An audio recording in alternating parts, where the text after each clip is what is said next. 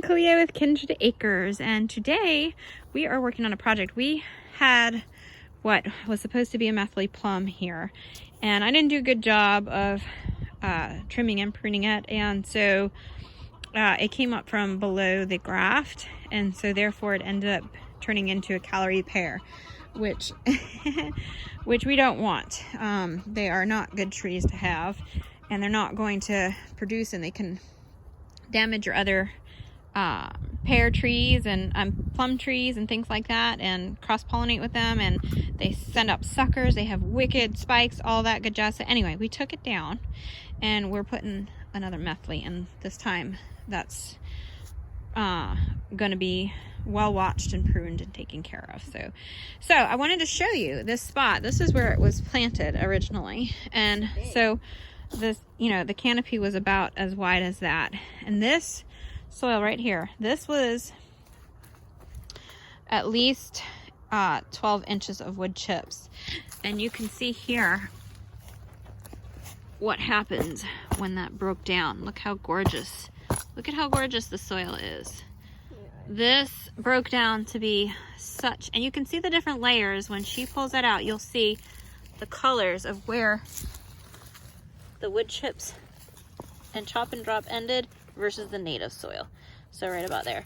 So all this was what we built by using chop and drop wood chips, arborist wood chips, not just mulch that you buy from the store. So the arborist wood chips have leaf debris and all of that mixed in with it. Look how soft. I mean, she's 9 years old, and she's able to very easily shovel this out because it's so soft.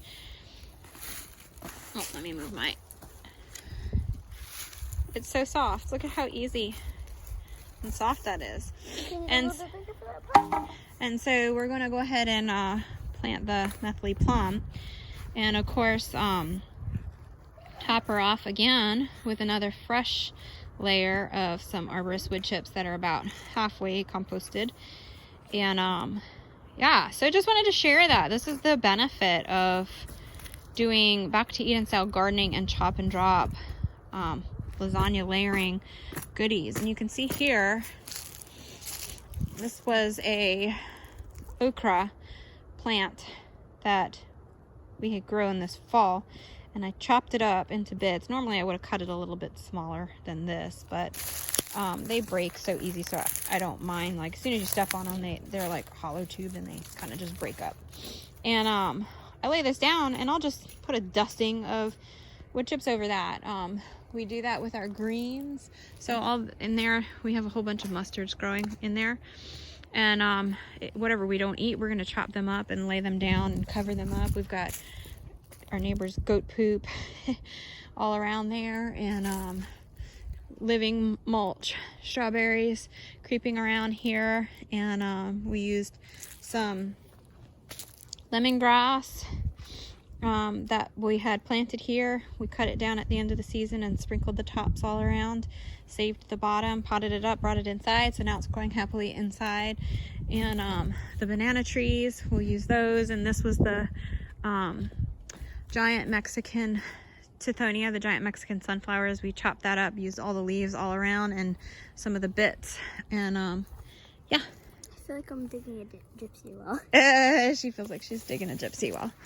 And you can see like the leaves from what was the Callery Pear had dropped down here, and we leave that there. And so it's just kind of layering and layering and layering, and in doing that, you're creating this beautiful, beautiful, soft, rich, nutrient dense chocolate cake soil.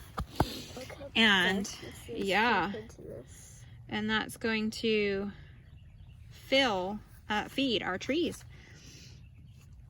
And so we're gonna go ahead and finish working on that, but I just wanted to show the benefit of doing this method of planting. So thanks for checking us out.